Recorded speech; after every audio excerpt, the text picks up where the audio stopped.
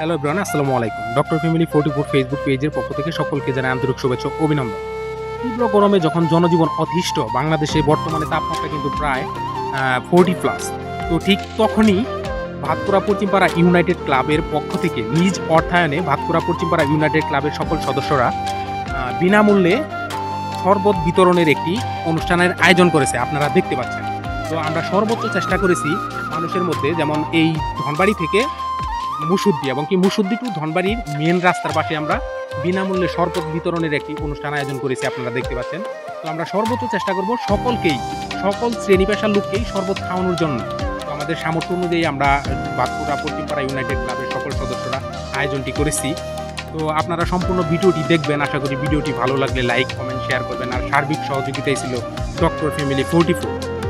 তো সকলেই ভালো থাকবেন, ভিডিওটি না টেনে সম্পূর্ণ ভিডিওটি দেখবেন। ধন্যবাদ।